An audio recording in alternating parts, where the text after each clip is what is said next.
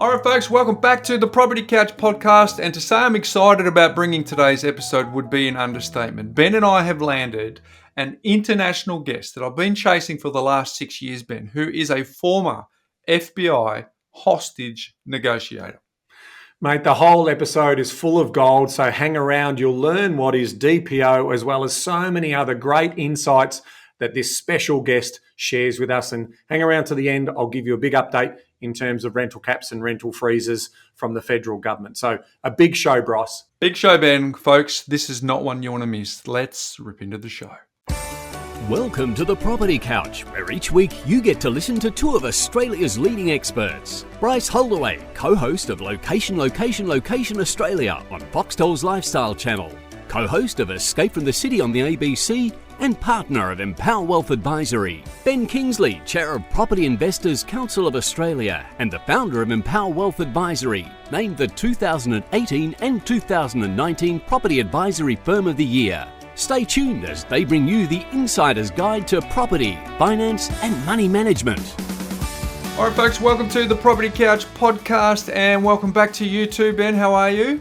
I'm all right, mate, but if you are watching this on video, you might see my eyes are a little bit untoward. You know, I probably don't look too closely. You can see a little bit of, I've had an eye operation, and so I'm in post-recovery of that eye operation. So just helping those people who might be tuning in on YouTube as opposed to the audio. If you're seeing me, I'll step back. Right? Don't look too close.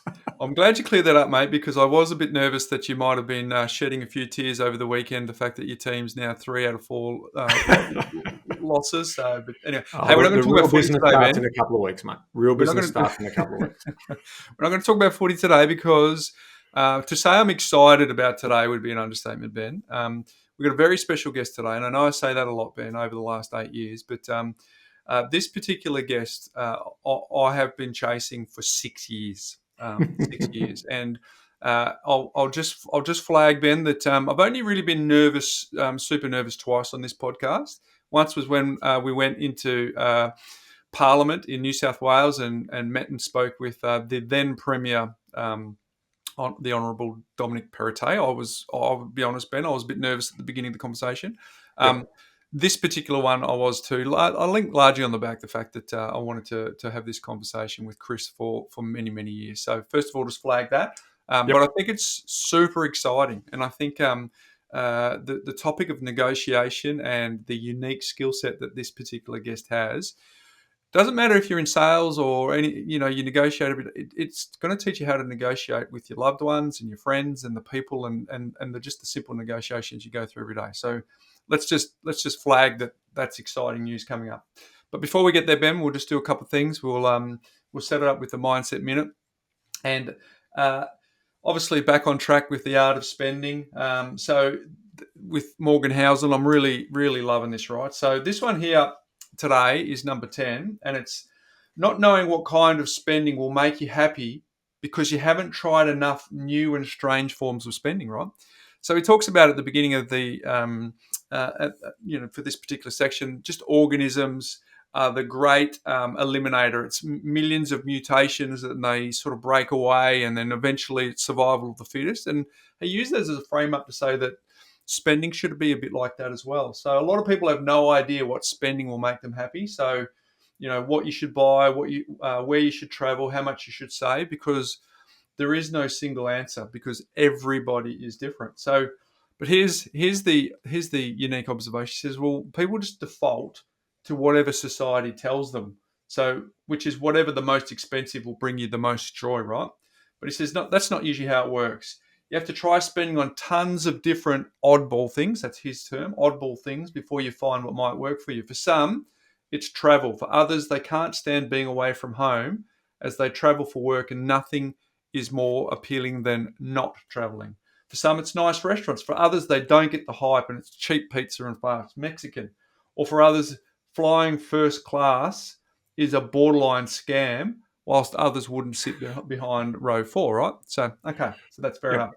But the more different kinds of spending you test out, the closer you will likely get to a system that works for you. Kind of, makes sense, right? And he says these trials don't have to be big. Maybe a $10 new food item, a $75 treat, slightly nicer shoes, whatever it'll be. But there's no guide on what will make you happy. You just have to try a million things and figure out what it is that fits your personality. But that's really good, Ben. So number 10 come in at not knowing what kind of spending will make you happy because you haven't tried enough new and strange forms of spending. Interesting. I like it. Yeah, I mean, if I can give you one example for myself, I've learned over the journey that if I spend a little bit more on a quality item, it normally is a little bit more durable. So rather than sort of maybe buying a cheap pair of business shoes or something like that that might last me 12, 18 months, I've got a pair of shoes on now that I've had, that I paid double the price for that have lasted about 7 years. So that's just a little example of, what you learn on the journey. And you find out the stuff that actually brings you joy, Ben, because you go, I like actually going out and spending money on fish and chips or a particular style of latte. You love to get yourself a box of strawberries, or there's a whole bunch of things that you might like to do. So you should mercilessly eliminate all costs that don't matter to you, and then just overindulge and spend on the things that actually bring you joy. Otherwise, you go, well, what's actually the point? As long as you. So my dark chocolate and almond little treat every night is a perfect example. Perfect example. And I just try and load up when they're on sale. So when they're half price, I buy 10 blocks. That's why your house is so big, mate. You got to store all the chocolate when they're on special. So. But folks, hopefully that's landed, because if you think about the journey we've been on, number one was your family background and past experiences influence your spending preferences. 2 was, are you entrapped by spending? 3 was the frugality inertia. 4 was the emotional attachment to large purchases. 5 was the joy of spending can diminish as income rises. So that sort of doubles down on what we're just saying. Well, let's find where the joy of spending still matters to you. Number 6 was asking $3 questions when 30,000 questions are all that matter. 7 was social aspirational spending is trickled down consumption patterns from one socio-economic group to the next. Number 8 was an underappreciation of the long-term costs of purchases with too much emphasis on that initial sales price. And number 9, which is my favorite by far, no one is impressed with your possessions as much as you are. And I think that's the key to unlocking a lot of unhappiness, because then you don't get debt and credit cards and stuff, for stuff that people aren't even noticing. And then obviously number 10, not knowing what kind of spending will make you happy because you haven't tried enough new and strange forms of spending. So there we go, as we continue to go through the list. But Ben, I don't think we should delay any further. We should go and have a little listen to the conversation you and I had recently with a very, very intriguing, interesting former FBI hostage negotiator. Let's have a listen now. All right, Ben, we've got a very special guest today. We are chatting with Chris Voss, who is a former FBI hostage negotiator and author of the book, Never Split the Difference. FBI Special Agent Hostage Negotiator, Christopher Voss. My role as a hostage negotiator was to connect authentically with the victim, the victim's family, and with the hostage taker. Everybody really deserves to have somebody hear what they have to say.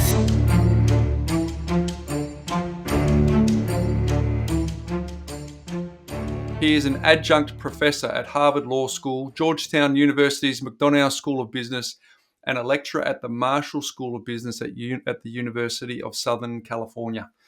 Chris has used his many years of experience in international crises and high-stakes negotiations, and prior to 2008, he was the lead international kidnapping negotiator for the FBI, as well as the FBI's hostage negotiation representative for the National Security Council's hostage working group. During his career, he also represented the US government as an expert in kidnapping at 2 international conferences supported by the G8. Before becoming the FBI's leading international kidnapping negotiator, Chris served as the lead crisis negotiator for the New York City division of the FBI. He was a member of the New York City Joint Terrorist Task Force for 14 years. He also negotiated the surrender of the first hostage taker to give up in the Chase Manhattan Bank robbery. During Chris's 24-year tenure with the Bureau, he was trained in the art of negotiation not only by the FBI, but also Scotland Yard and Harvard Law School. He is also a recipient of the Attorney General's Award for Excellence in Law Enforcement and the FBI Agents Association Award for Distinguished and Exemplary Service. He is a regular commentator on CNBC, CNN, MSNBC, Fox News, and NPR. He's also featured in Forbes, the New York Times, Inc., Variety, and Time magazine. In 2019, he created and narrated a masterclass, The Art of Negotiation. He is the CEO of the Black Swan Group. Welcome to the Property Couch, Chris. Thank you very much. Happy to be here. Yeah. And Never Split the Difference, my book. Yes, Never Split the Difference. Yes. So here's the thing. We saw you. We're super excited about this chat, Chris, because we saw you in May 2017. You were speaking at the Australian Real Estate Conference on the Gold Coast. And I remember saying to Ben, hey, listen, it would be an ambition of this podcast to get Chris to join us one day. And we had a couple of knockbacks from your team, but we're super excited that, well, your resume, clearly you're a man in demand. So we appreciate you taking the time today. As we said before we started, it's 3 o'clock yesterday for you, 8 o'clock today for us, but we're excited to chat. Hey, we always start our first question with our guests asking what money conversations were like over the dinner table when you're growing up. Yeah, my father was an entrepreneur, blue collar, sole proprietor, ran a business where, just a very blue collar guy. And so dinner table was mostly just eating. We didn't really talk about money that much. I think I learned about money from my father, mostly in the way he handled his money. I kept track of it. My father was a very much lead by example kind of guy. And he was never lavish with his money. He was, I wouldn't say that he was frugal, but he wanted to make sure that he didn't waste his money. So it was more, I learned more about money by my father's example than actual conversations. And Chris, in terms of, tell us about brothers, sisters. So what was the composition of the household that you grew up in? Yeah, an older sister, about a year and a half older, 2 years ahead of me in school. Two younger sisters, one 4 years younger and the other 6 years younger. So we're kind of we were in two clusters, Yeah, Two, the old cluster and the young cluster. And what about mum? Was she the home economist, or how did that all set up for you? Yeah, when I grew up a long time ago, I like to say I'm a last century guy. My mom was originally a stay-at-home mother, took care of the household. As the children got out of the house, my father's entrepreneurism, she was very involved behind the scenes. I mean, I don't think any man does not get who's married or whatever the circumstances, does not get a tremendous amount of support from the significant other, the spouse. I agree. And so as she had less to do at home, she became more directly involved in my father's business, but originally a stay-at-home mom. Yeah. And so as you're going through adolescence and into young adulthood and then ultimately into your first job and so forth, what sort of money habits or behaviors did you sort of bring to the table? I just knew how much I had and knew when to spend it. Like when I went to college, my father felt like to give his kids a good start, he'd pay for 4 years of tuition at a state school. There's no Ivy League stuff. And you got 4 years, period. Like if you didn't graduate in 4 years, that was your problem. You weren't going to get any more money. You go all you wanted. He didn't care. Yeah. And he also gave us a very set amount of money. And I always stayed within that. I always stayed within my budget. I mean, I knew how much I could spend. I knew how long it would take me to spend. And that was a habit I really learned when I handled my own money when I was in college. I always tried to make it a point to have a little bit of money left over at the end of each grading period so that I could roll into the next year. And when I was a senior and I had some more expenses, and I went out and I got an additional job. And when I got out of college and I became a cop, and I never believed in debt. I always thought debt was a bad idea. Credit card debt, just a trap that could just slowly drown you. And so I kept very close track of my finances, and I always stayed within what I had to spend. It was it was simple math to me. Yeah, beautiful. So can you help us set the scene today for our audience, Chris? The story that we heard you talk about at the conference was kidnappings in Haiti, and you use it as a backdrop for real estate agents to keep their clients informed. Can you tell us your favourite story that you like to share with audiences over the journey, where it sort of gives us an insight into how high the stakes were for you to make sure that you got it right in the negotiations that you were a part of? Oh, well, very much along the same lines. I mean, as soon as you start putting predictability into any process, people get a lot more comfortable. People throw deadlines out because they don't have a feel for the process. And as soon as you start getting feel for the markers of the process along the way, and one of the things that I talked about at that conference, and it doesn't matter what side of a transaction you're on, I learned to call people regularly and tell them what was going on. And if nothing was going on, call them and say nothing is going on. And people find that tremendously reassuring. People really want to know when they're going to hear from me, first and foremost. Not necessarily what I'm going to say, but just that they know that they can set their watch, the phone is going to ring, and I'm going to be on the other end when I said I was going to be on the other end. And it was very much in Manila. Me and my team were not doing a great job with the victim families of the kidnappings. And there was a guy that worked for the State Department named Ted, who was just like this really gregarious, kind of out there personality. And he finally called me on the phone and he said, like, you guys are screwing us up. Like, the families don't like you and they love me. And I love you guys, so I want you to know what you're doing wrong. You're leaving them in the dark. They don't know when you're going to call. And I tell them, you're going to hear from me every day and a half. And when I call them on the phone, if I got nothing new to tell them, I say, I got nothing new. And calling to inform people that there is no news until you know better makes you, the caller, feel stupid. Like, oh, they're gonna think I'm not doing my job. They think I'm lazy. It's your amygdala kicking your butt. But in point of fact, the people on the other end of the phone are greatly appreciative of it. I mean, they love it. And they just want to know that they're going to hear from you. And in that particular instance in the Philippines, no matter what side of any kind of transaction I'm on, I say, look, never leave people wondering when they're going to hear from you, because you only want to call when you have good news.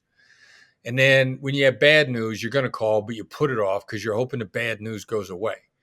And people hate it. The uncertainty. Here's how stressful uncertainty is. I'm a big fan of Andrew Huberman. He happens to be a friend, Huberman Labs podcast. Yeah, terrific. One of his podcasts recently, they were saying, what's more stressful if you're in a lab and they're going to hit you with an electric shock? Do you feel better knowing you're going to get shocked every time? Or do you feel better knowing you're only going to get shocked half the time?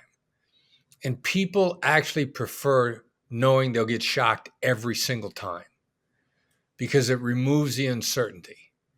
And if they tell people you're only going to get shocked half the time, uncertainty goes through the roof, and it's a far more horrific experience. Now, the logic of that is insane. We're going to cut your pain by half, and the uncertainty is going to make it a worse experience for you.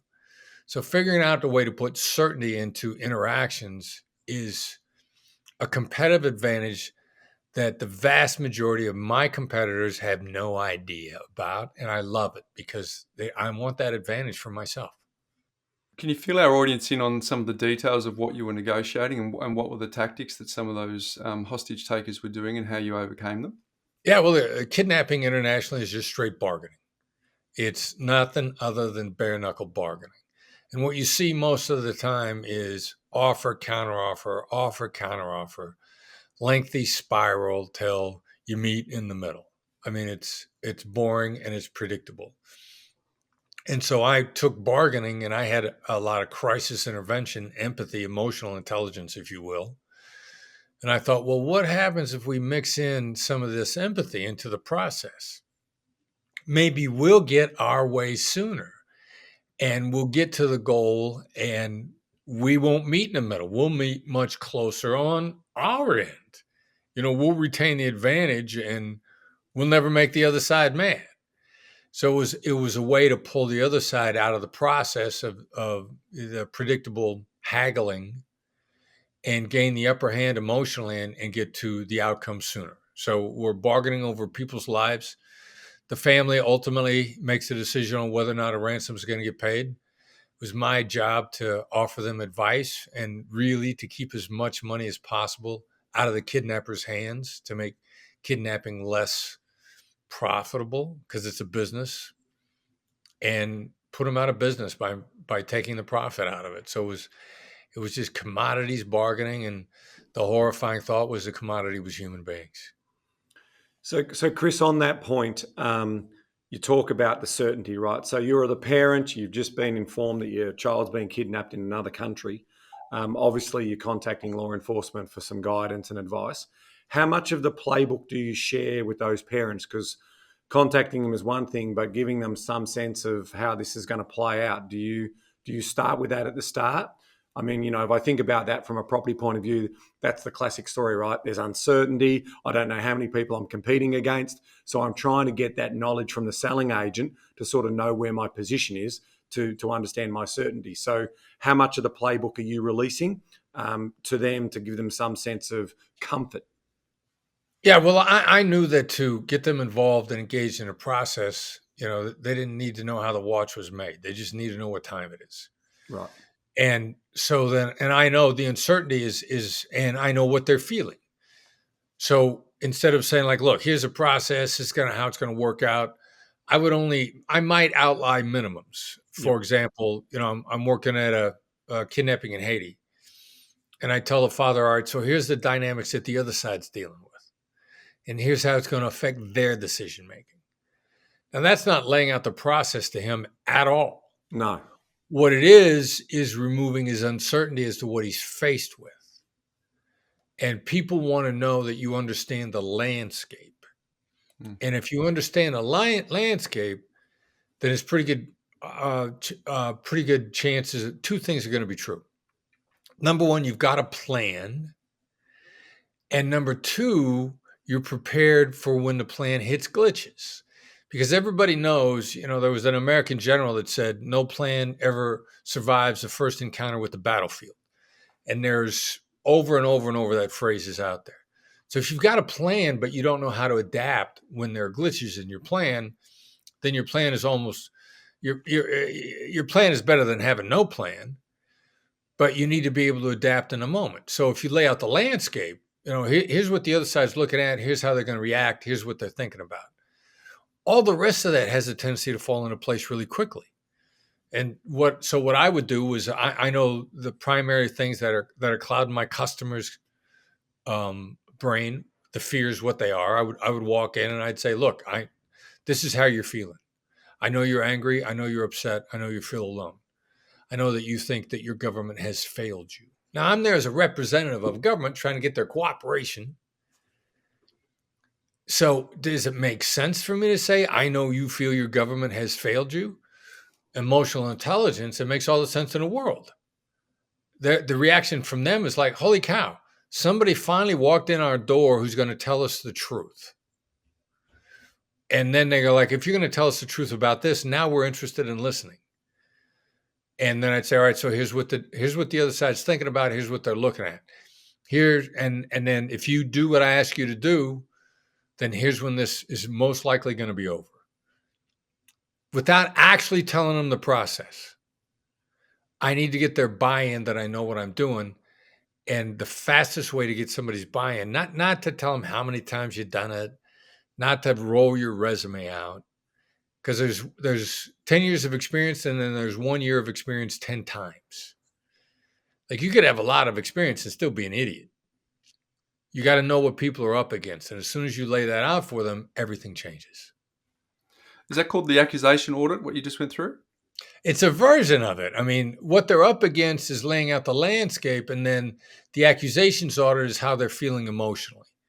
And the part that I went through that's the accusations audit is, I know you're scared, angry, and upset, and I know you think your government failed you. That's the accusations audit.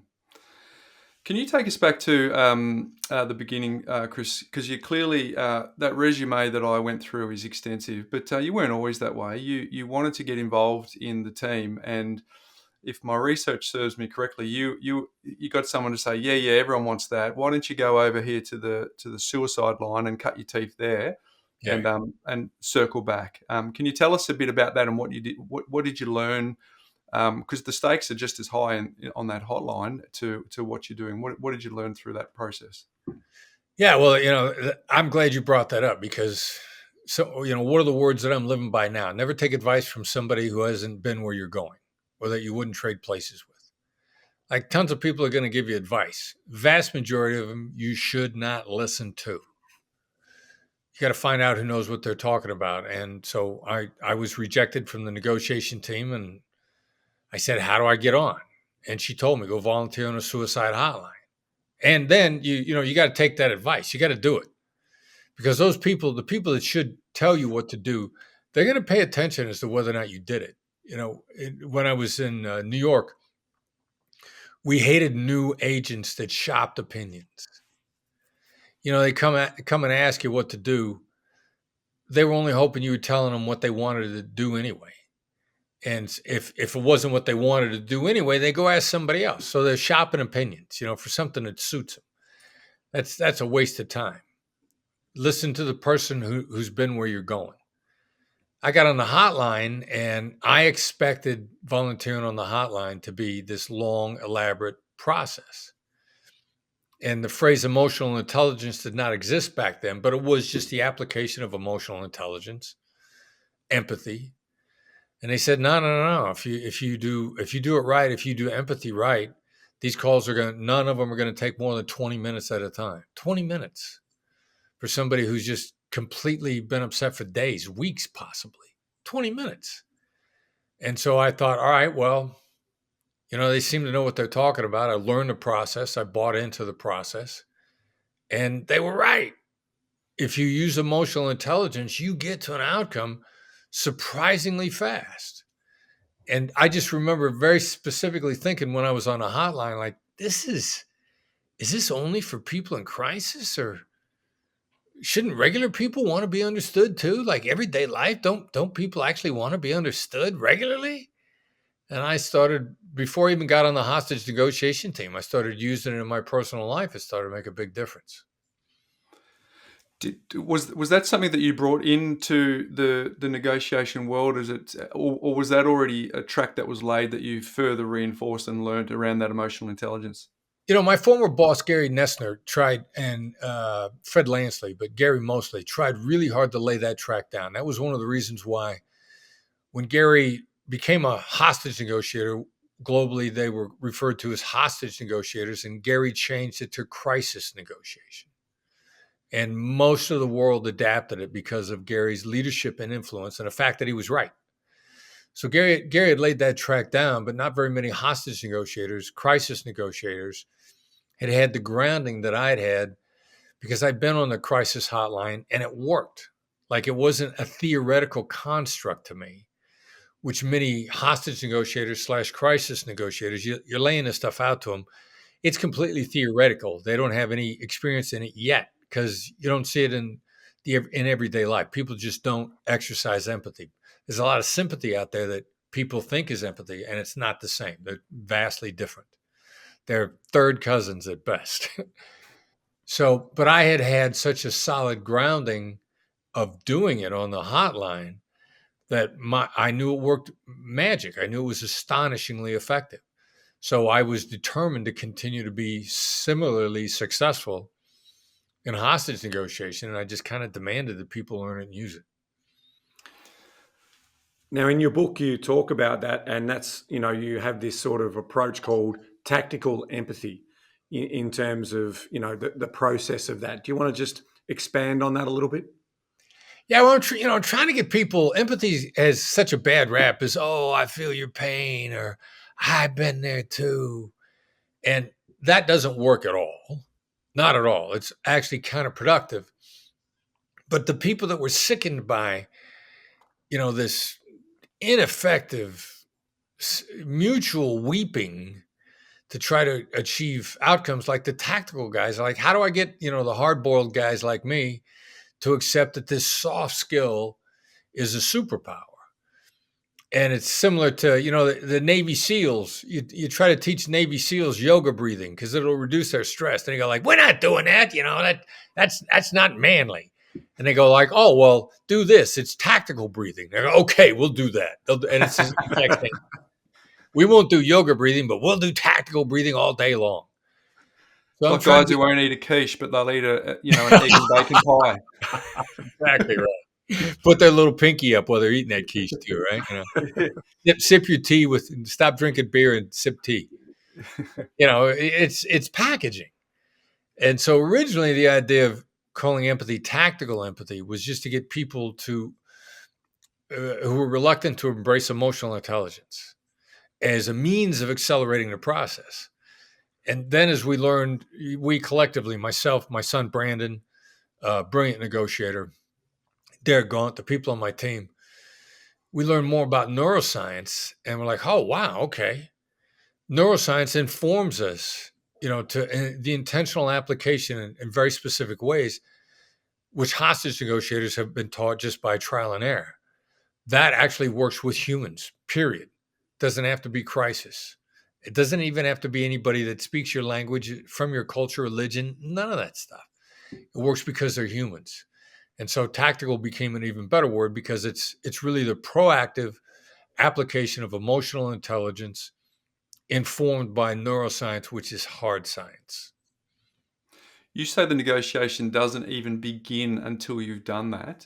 Why is that's right so important to you in negotiation? Because human beings, since the beginning of time, have had a deep-seated need to be understood. Now, the things that drives us at the surface are likes, and then a little bit deeper, you have wants, and then even deeper than that, behavior changing needs, or the need to be understood. And so if somebody feels understood, they actually have chemical changes in their brain that changes how they see things. It changes whether or not they're going to tell the truth. It changes how demanding they're going to be based on the cocktail of neurochemicals that being understood releases inside someone. And tactical empathy is about understanding what those are, however you want to look at it, pulling those levers, punching those buttons, releasing the chemicals. My company has a very small cadre of extremely capable clients that can't get enough of this. It's so much so that we'll throw a new idea out to them and they will refine it in a week beyond what we originally thought. I'm talking to one of these guys just a few weeks ago, and he says, my job is to release the drugstore in their brain. The prefrontal cortex is a joke. It's an illusion. The reptile brain drives people, and the drugs that influence the reptile brain are oxytocin, serotonin, dopamine. You understand how to release those, and you guide the lizard brain. And the prefrontal cortex is a mask at best. Was some very simple leading questions or a leading statement that you use to elicit tactical empathy. Can you share those so that our audience can start using them after they hear this? Well, something as innocuous as sounds like you got a reason for saying that. Like that is a conversation unlocking statement. And there will never be a conversation that will not accelerate your outcome, whether you're in an argument or whether you're in agreement. Like that is the universal, because no matter what somebody says, they got a reason for it. And they're dying to tell you as long as you don't argue. Or they're afraid of one or two things, that you'll argue with them, or you'll say, yeah, the same thing happened to me. And then you go off on a tangent for the next 15 minutes about your own experience that has nothing to do with them. They might as well leave the room while you talk. And so the simple sounds like you got a reason for saying that. People open up. And it's the innocuous things like that are game changing. It seems like there's two parts to your initial strategy around this emotional intelligence. Are you labeling me? Did you just label me? Look at you. You are Black Swan and me. Holy cow. Black Swan? Why, yes. One after another. I'm very impressed. Very impressed. You've done your homework. I am a student, Chris. I promise you I am a student. I've got a long way to go, but I am a student. So there's two parts.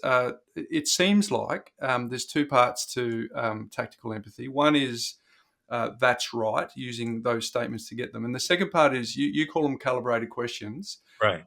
Because in the book, it's a wonderful story. You're negotiating with Harvard students. The teacher says, okay, go and negotiate. Here's your money. See how much you end up with. At the end of the story, you've got the whole amount of money from the student, and these students they're not numpty negotiators. They're cutting edge techniques that they've been taught, and you go and get all the money. So the teacher goes, well, laughs and says, all right, well, let's see if it was a fluke, gives you another swing at it, and then you do exactly the same on the next day with someone. So clearly these techniques work in the real world, but how do you do that? Why should we never split the difference? How do you get it so that you get what you want? Yeah, well, first of all, splitting the difference is a guaranteed downward spiral. There's human nature. Danny Kahneman won the Nobel Prize in 2002, behavioral economics, prospect theory. Why does it matter that it's a Nobel Prize in behavioral economics? Because it means it applies to all people globally, humans. Not Kahneman as an Israeli American, Israeli born. So it's not American. All people, a loss stings twice as much as an equivalent gain. You give up $5 in a negotiation, you feel like you gave up 10. Now, the other side may have only gained $5, but you feel it was unfair, to use the F word.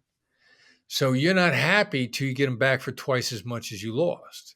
Well, how does the other side feel about that? That causes a downward spiral. It's not possible to split the difference, meet in the middle, and have both sides feel anything other than shortchanged, unhappy, dissatisfied. It's a guarantee for downward spiral in a relationship or in real estate. What do you care? Referrals. Your reputation precedes you wherever you go. Your reputation walks into the room before you do. People have scouted you out. People know who you are. And either you do or you don't get referrals. You start splitting the difference. And if anybody talks about you at all, and most likely they're just damning by faint praise or simply failing to respond, they're not going to say nice things about you. There are going to be no stirring endorsements of your ability to negotiate by splitting the difference ever.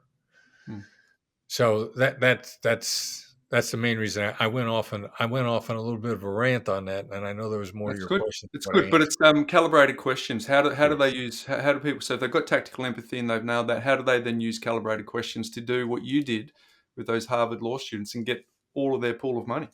Right. It's built around what and how questions only.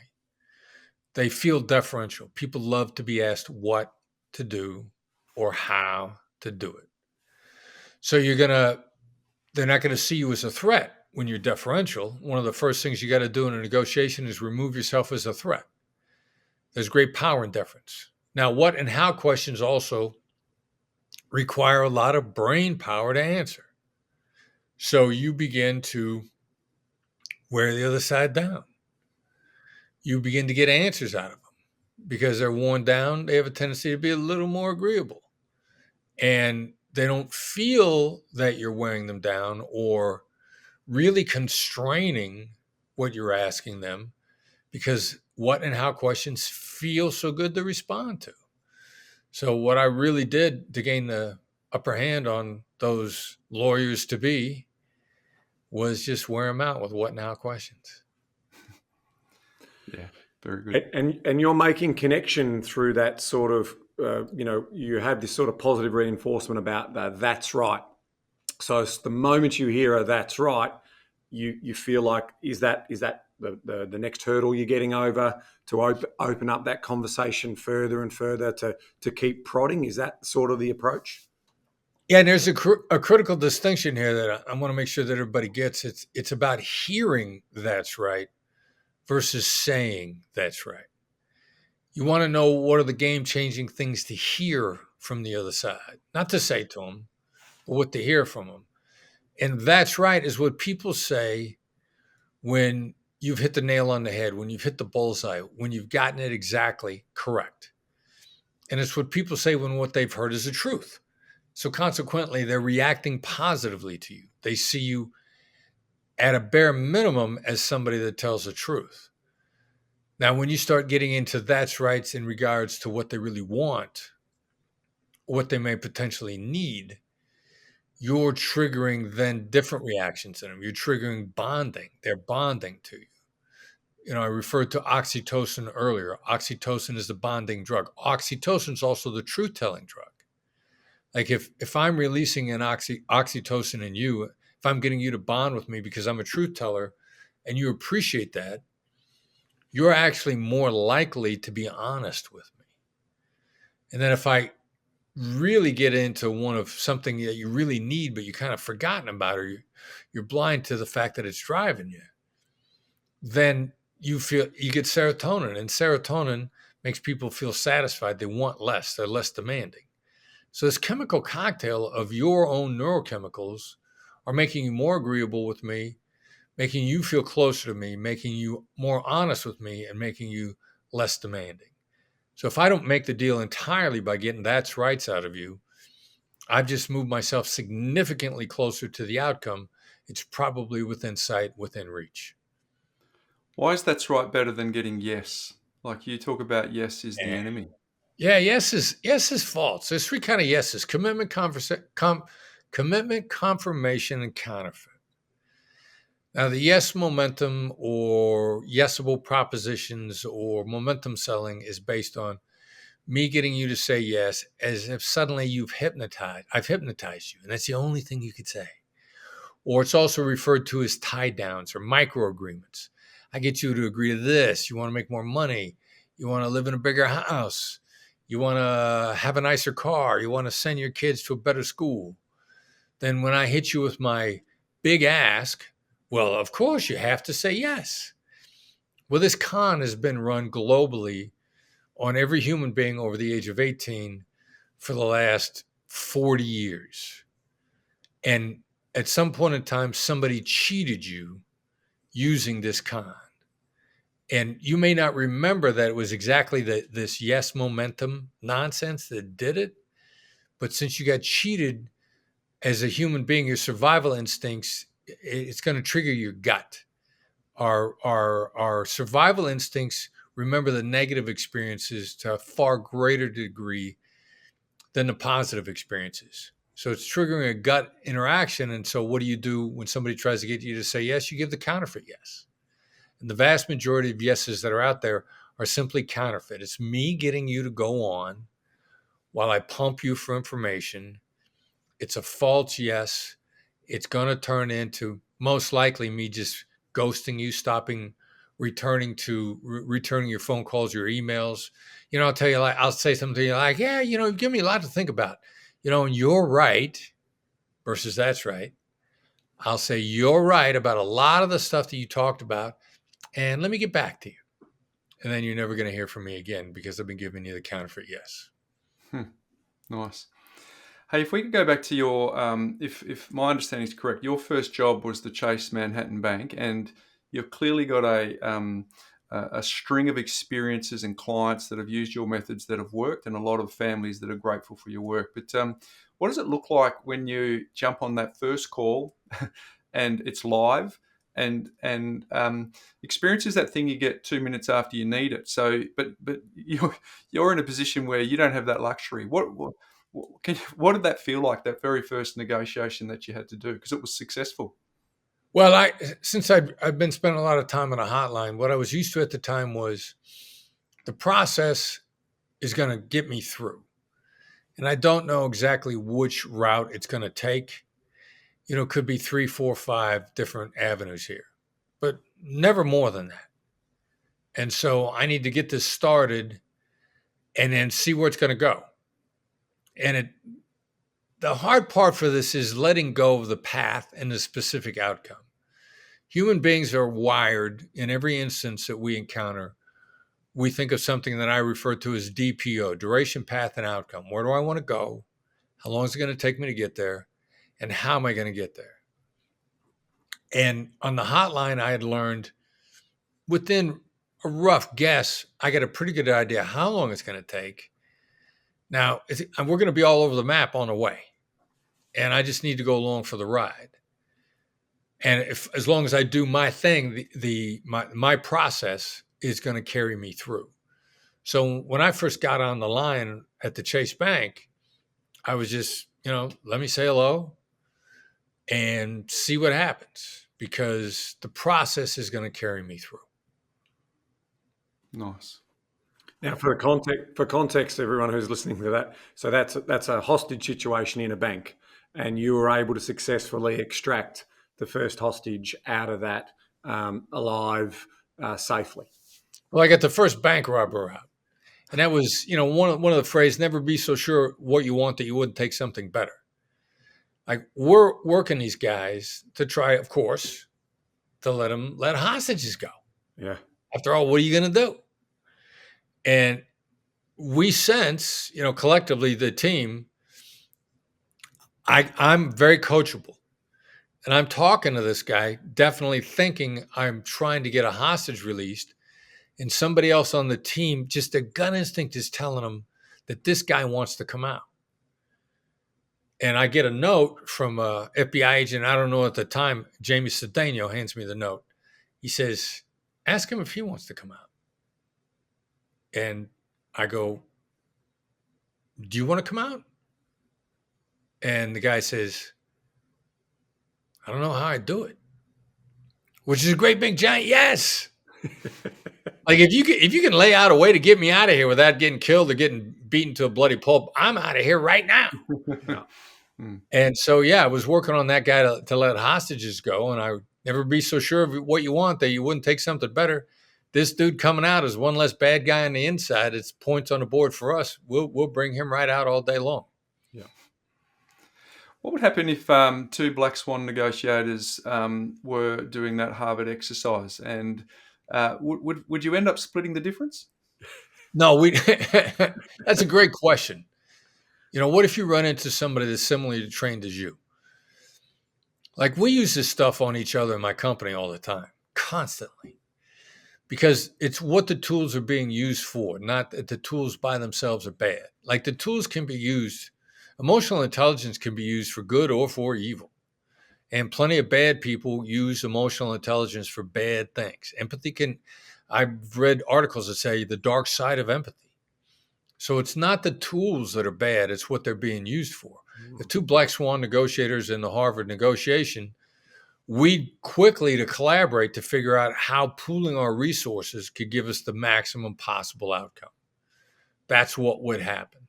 And so it wouldn't be a splitting the difference of anything. It would be the combining of resources so that we're both better off based on a combination. Gotcha. I think that's the key, isn't it? It's not like there's a line in the middle. It's actually because of using your emotional intelligence. It sounds like there's a way that you can both get what you want, which is the core thesis of your work. Well, or the both of you ended up better than what you wanted. I mean, if resources are properly combined, you're both going to end up better off than what you had in mind. And so, how do we properly combine the resources? That's what we're really talking about. It's like if you're at a poker table, instead of the person on the other side having a hand that plays against yours, what if you pooled cards between the two of you? Let's take my 5 cards and your 5 cards and come up with the best hand possible. That's what great collaboration is about, combining resources for the best possible outcome. Well, that's that classic sum of the parts. The sum of the parts are greater as a whole. And I picked up on what you were saying before, Chris, about that when you do have relationship breakdowns or when it doesn't go your way, you hear a lot of commentary in business papers about, a breakup in a business or a personal breakup. And the answer seems about right because both parties didn't get what they quite wanted, right? And that's the sort of way in which the narrative goes, and that's how they justify it. But the point you're making there is if you can get into that conversation earlier and you can think about the greater good that you're trying to achieve, maybe it doesn't have to end that way where both parties, to your point, end up disappointed, frustrated, and relationships, break down over a longer period of time. Yeah, exactly. Very well put. That's right. Look what you did. Chris, you're in Vegas. We're here in Melbourne. So your accent is already different to ours. But I wonder if you talk about tone. I'm not the one with the accent. You guys are the ones with the accent. Your accent is very very compelling. But my question is, there's 3 tones I'd love for you to talk to us about. But is your tone because you've got that late night DJ FM voice, it feels like by default. If we rewound to the suicide hotline, would we still hear the same sort of tones from you, or is it something that you've developed over time, or is this just the tone that is natural to you always? Well, it was accidental. And I smile more now than I did then because, the smile puts something else additional into the tone that really helps it land well. But I just remember when I first got on the line and the first time, they train you up and you listen to calls. And then about a third of the way, halfway through the training, they drop you on closely supervised. Like there's somebody sitting there listening to every word. And if you say something stupid, they're just going to hang up the phone. Because, a disconnect is less harmful than a negative thing that's being said. And I do have a clear recollection of the first call. And the person that was mentoring me said, "Wow, your tone of voice was great." And I remember thinking like, wow, I have no idea what I did. Like, what did I do? And I think maybe because I was so focused on the skills at the time and hearing the skills, that I just defaulted into, a calming, downward inflecting voice by accident. I don't think that there's much that's really natural. Maybe that was natural, and maybe it was just because I was so concerned about inflaming things and hearing. I was really focused on hearing. Then my voice went in that direction, and then when they complimented me on it, I was like, oh well, I got to figure this out so I can do it again. Gotcha. Can you explain the three tones? Well, they're very correspondent to the three types of negotiators. The caveman that survived, the world descendants of, they survived because when they saw a threat, they either fought it, they ran from it, or they made friends with it. Fight, flight, make friends. And the flight guy is the one who's got the most downward inflecting voice. The late night FM DJ voice. And then there's the fight guy's assertive. I'm just going to tell you the truth. I'm just going to be honest with you. And I'm a natural born assertive, so I think that being direct is honest, and it really feels like blunt force trauma to you. And then the make friends guy's smiling, happy, happy to talk to you. Hey, how are you? Love you. Constantly upbeat all the time. And the analyst voice. And a natural born analyst got to be careful that their voice isn't too cold. They have a tendency to come off cold. So the downward inflecting voice needs to have just enough warmth in it so that it's not cold, it's not condescending, but it feels really good. Calm is contagious. If I talk with, calming, soothing voice, then you feel my quiet confidence. And it's reassuring and calming simultaneously. And that became the voice of choice for hostage negotiation. And then it's the voice of choice for any sort of high emotion, high conflict interaction, any sort of anxieties up, any sort of tension. The best first move is, just to have a quietly confident voice. And it's contagious. It is.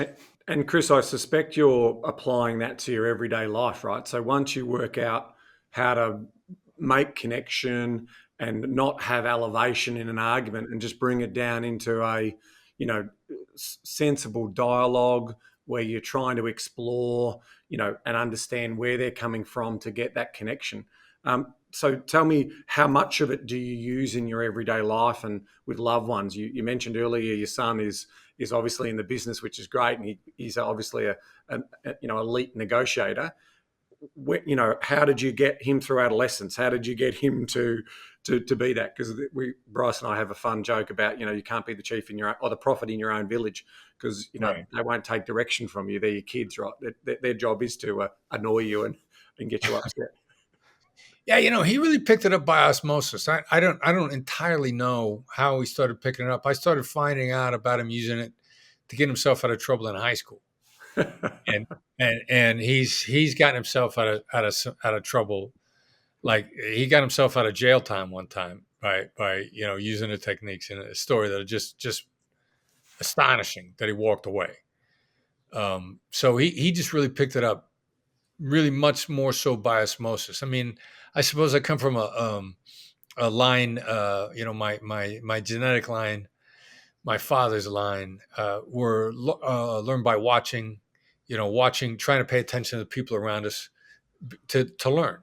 I mean, figure it out. Very, very much of a figure it out attitude without necessarily being taught. My father tried to teach me how to play golf. He was a horrible teacher, but I thought he set a great example in so many ways. So I think my son just sort of picked it up by osmosis. Okay. Now, how much do I use it in regular life? I actually use the smiling, even playful voice a lot more. The calming, soothing voice I'll use to calm myself down. Like if I find myself getting triggered, if I'm getting triggered, the other side's getting triggered, or they're going to be if I react inappropriately. So I'll switch over into the late night FM DJ voice just to get my own emotions under control. And the consequent impact on the other side is always good. And so I'll use it more for my gain than for the others, and it really has a tremendous impact on the other side. Beautiful.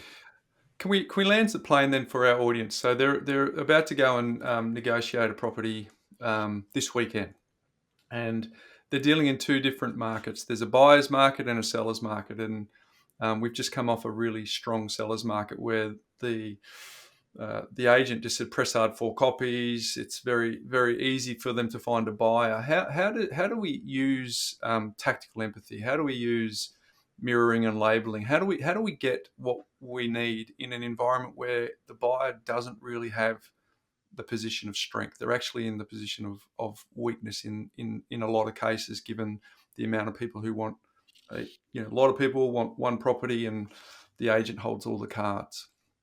Yeah, well, you just be approachable to everybody you interact with, because it's going to then start to ripple through the entire conversation. I mean, ultimately, you want to influence the seller's decision. And as a buyer, first you got to go through your agent, and then it's got to go through their agent, and then it's got to land on the seller. Now, you got to get everybody more comfortable with you every step of the way. And so the more approachable you are from your agent from the very beginning, begins to get communicated to the other side. It lessens the anxiety. Like if it increases the chances that if you go look at the property, the seller might still be there when you come through the house because of the big pain in the neck. I mean, the agents want to get the seller out of the house before you show up because they're afraid that you're going to circumvent them and then say something that's going to distract everybody. So you want to begin to start everybody's comfort level increases with you in every one of your interactions, because it's going to ripple through the entire transaction. And what you ultimately want to do is put yourself in a position where the seller sees you and knows your first name. You don't need anything more than that. You suddenly become a human being. What you want to be is not just another name on another offer. Just an ink signature on a piece of paper on an offer. You are no more personal to them than a robot. And you are a robot at that point in time. You want to gain every edge that you can. Now, there may not be many edges there for you to gain, but I don't want to leave any advantages on the table ever. I come from negotiations where the chances are slim and none. So slim looks pretty good to me. And in point of fact, slim is a lot more robust percentage than most people realize. So I'm comfortable with slim. So I want to label and mirror my agent. If we have an interaction where we're in the same place at the same time with a seller's agent, I'm going to label and mirror them. Seems like a busy day for you. Seems like it's tough keeping up with all these buyers and sellers. Seem like your seller doesn't like leaving the house because it makes them feel like a guest in their own house. Seems like we're really intrusive.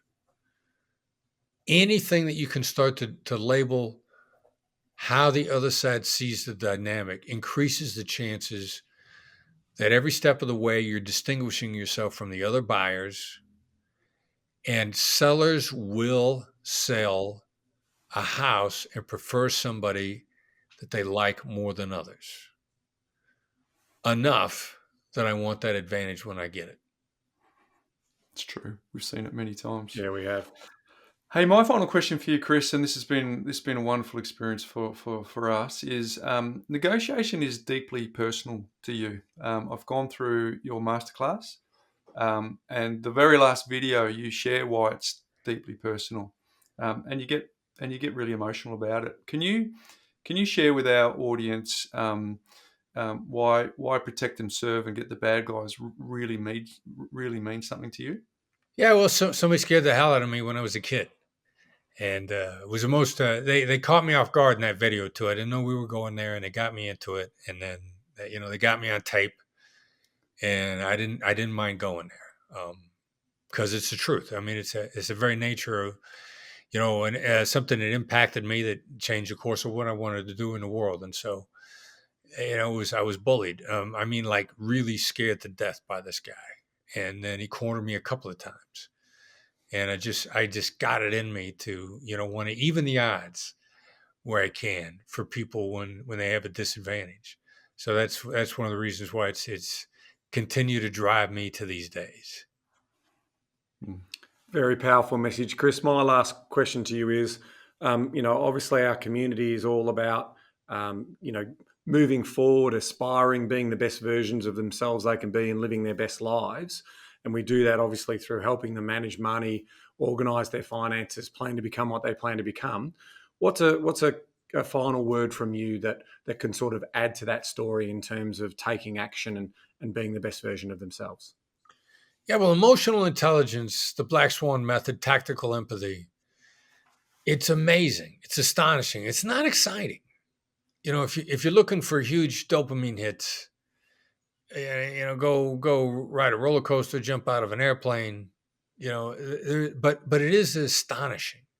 I mean, it will begin to accelerate your life in tiny little ways. Like there's less friction in my life than there is in the vast majority of other people's lives. I get people to do stuff for me that I'm astonished by. And so it's a way to just have a much more enjoyable life. And it's perishable. Emotional intelligence, the skill goes two ways. You can build it up very quickly, like any other language, if you will. It'll go away if you're not using it.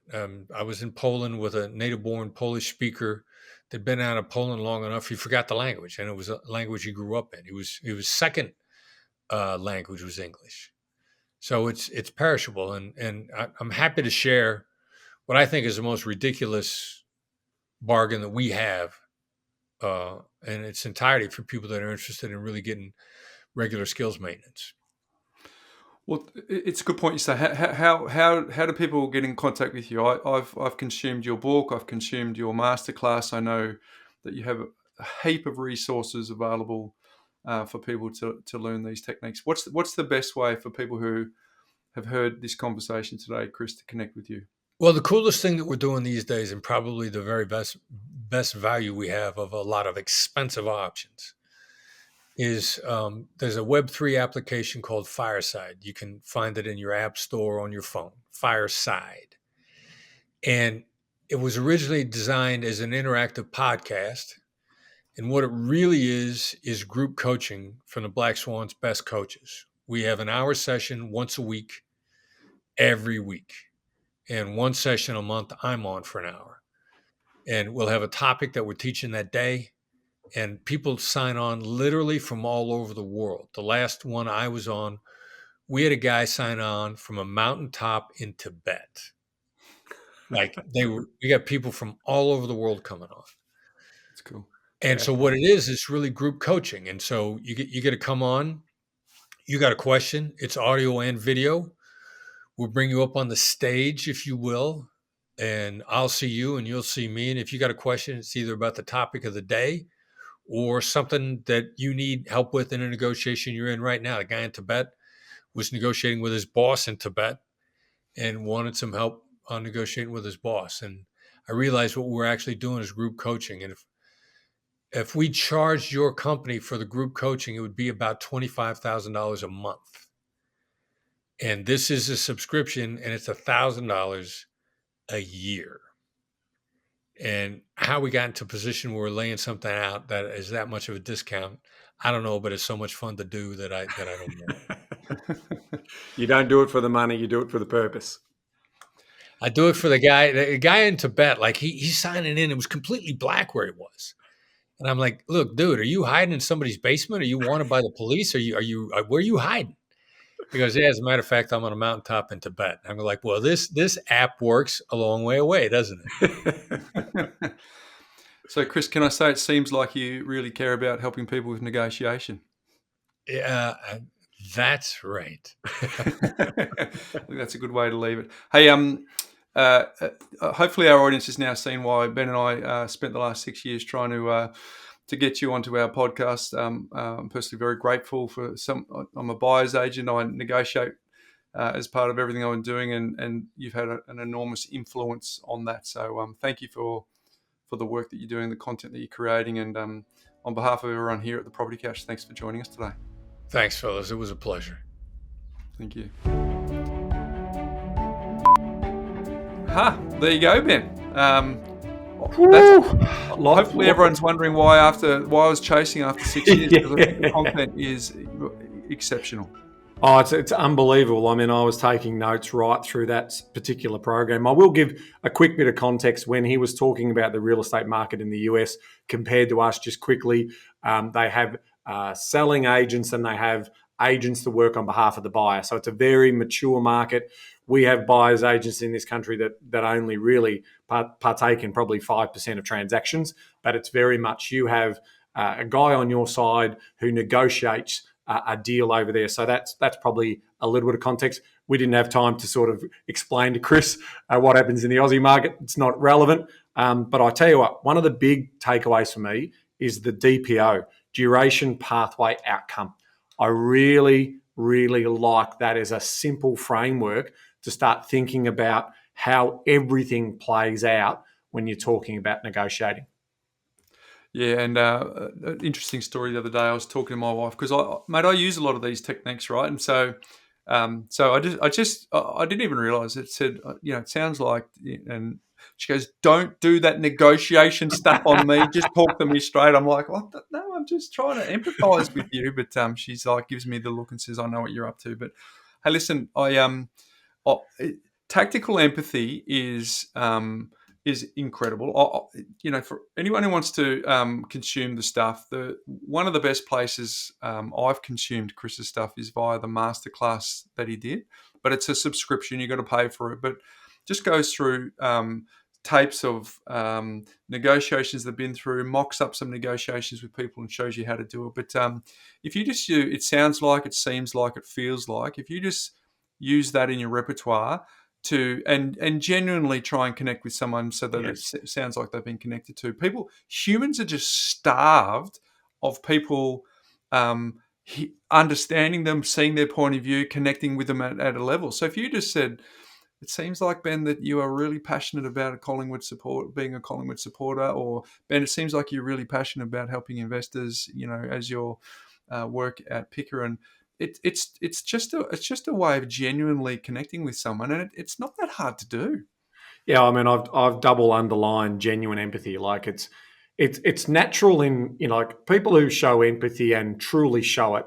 You can see it in their body language. You can see it in the way in which they're acting. But putting some of those phrases together just helps. Like it just better frames the conversation and the narrative to help get the best out of what they're trying to achieve, and you're trying to understand their position as well. Now, I realise in real estate, we're trying to buy the property for the cheapest possible price, right? And they're trying to obviously get the best price for their vendors. So it's not easy to do. And in hostage negotiations, there's a lot more on the line, right? There's a person's life involved here in terms of part of that particular story. This is not life and death in terms of what we're negotiating, but to your point, we've spent a lot of time on this podcast talking about understanding what's the driver of the vendor, and then trying to appease or give them enough confidence that the package of terms and conditions, in addition to the price of what you're offering, is actually a good deal. And trying to put all of that together is certainly part of the minutiae and the chemistry that happens as part of any sale negotiation when it comes to property. A real estate agent is a human too, Ben, and they will want to feel connected with. And the quicker you can use these techniques to empathise as a buyer, from the context of our community as a buyer trying to buy from a real Yeah. estate agent, if you get that genuine connection. One of the techniques I like is some of the content I've consumed is. When you talk to a real estate agent, you're because quite often the real estate agent has the position of strength if they've got 2 or 3 buyers. So you think, well, how do I get that back? Well, we just ask the question, based on the offer, out of 10, how likely am I that mine will get accepted? And he says that the response you get straight afterwards will tell you everything, because if yours is the top one, well, yeah, an 8 or a 9, like they'll be effusive that you're in the box seat, whereas because it's an instinctual answer, right? Whereas if you've put an offer and it's in low and you're not in the game, and you just did a casual remark to the agent, so out of 10, how likely is mine to be accepted? Well, even just the delayed response will send you a real message that that you might be able to use as a non-verbal pickup as to how you position. So negotiating is not easy. That's why people do it for a living and master their craft. And if you want to be up against a real estate agent who negotiates for a living, you got to know a little bit about negotiation. But some really good insights for life in general.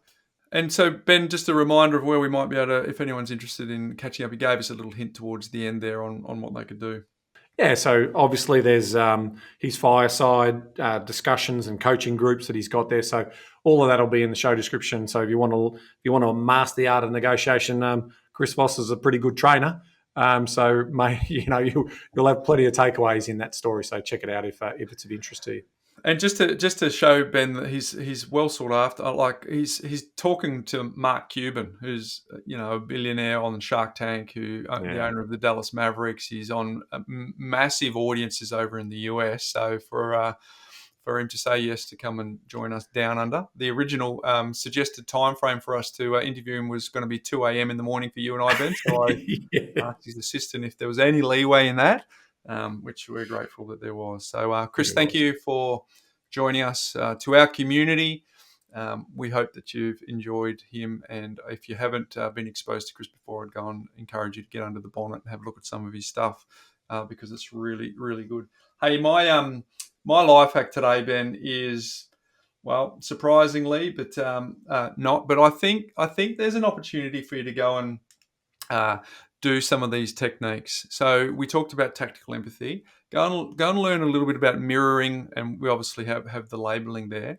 But the mirroring with a real estate agent is something that you continue to get the flow of the discussion going. You find 2 or 3 words, usually at the end of the last thing that they said, repeat it back with an upward inflection in a way to get them to hopefully give you some more information because you have developed empathy with this person, you've developed a human connection. So my life hack today is these are tips and techniques and tactics and strategies that I actually use in my life. It's just not some content that I've just had entertain me and then we move on. So I want to encourage everyone to go and try and use it in real life. They talk about doing it in low stakes negotiations because then when it matters. So do it when you're negotiating with your kids, when you're negotiating with your significant other, when you're negotiating with your co-workers, because you both end up getting both what you want.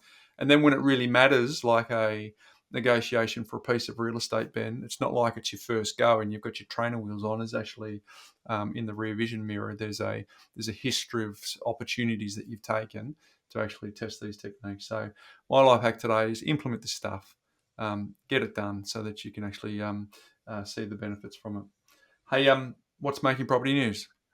Well, obviously, we had last week a very, very big discussion with the National Cabinet around rental caps, rental freezes, and a whole discussion around the whole, property market in general. We know that housing affordability and a rental crisis is playing itself out. We've got obviously record immigration attached to that.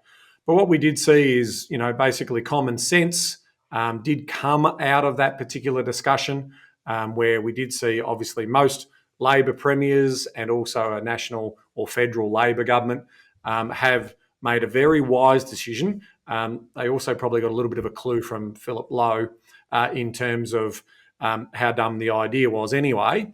But we are seeing that they'll step away from a rental cap or a rental freeze.